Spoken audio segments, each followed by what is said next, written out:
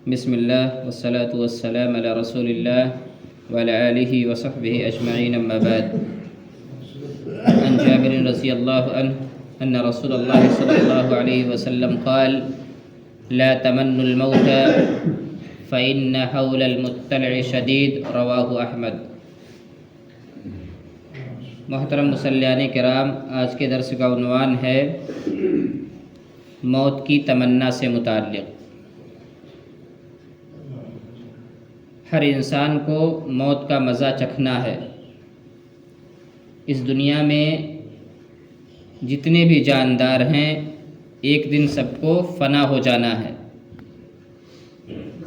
لیکن اللہ رب العالمین نے ہر انسان کا ایک وقت مقرر کیا ہوا ہے. اس وقت سے پہلے کسی بھی انسان کو اپنی جان نہیں دینی چاہیے، خودکشی نہیں کرنی چاہیے. یہاں تک کہ اگر آپ کے حالات خراب ہوں، آپ کے حالات ناسازگار ہوں، آپ گھریلو زندگی کو لے کر کے پریشان ہیں، اللہ کی زمین آپ کو تنگ لگ رہی ہے، ان تمام صورتوں میں بھی آپ موت کی تمنا نہ کریں. جابر بن عبداللہ رضی اللہ تعالیٰ عنہ راوی حدیث ہیں، بیان کرتے ہیں کہ رسول اللہ صلی اللہ علیہ وسلم نے فرمایا: لا تمنوا الموت، موت کی تمنا نہ کرو، ان حول المطلع لشدید، کیونکہ جاکنی کی جو حالت ہوتی ہے وہ بہت زیادہ تکلیف دہ ہوتی ہے.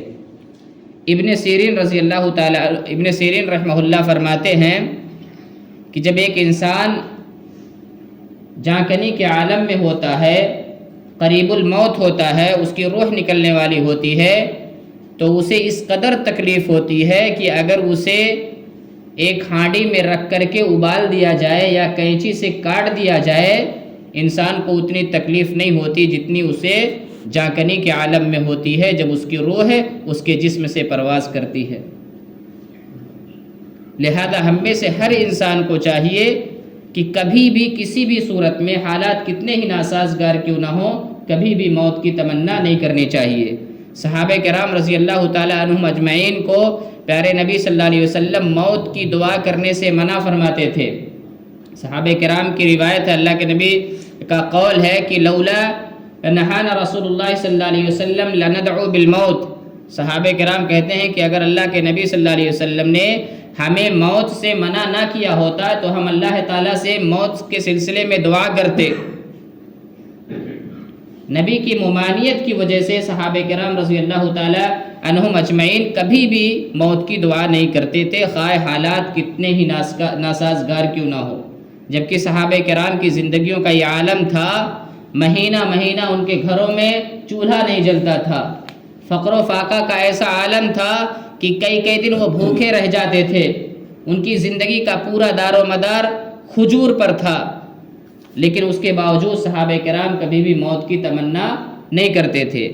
ہم میں سے اور آپ میں سے اگر کسی انسان کو کوئی پریشانی ہے، کوئی بیماری لاحق ہے، یا کسی بھی طرح کے حالات کا وہ انسان شکار ہے، تو ایسی صورت میں شریعت کی طرف سے صرف اتنی گنجائش ہے کہ وہ یہ دعا پڑھے: اللہم احنی ما کانت الحیات خیرا لی وتوفنی ما کانت الوفات خیرا لی.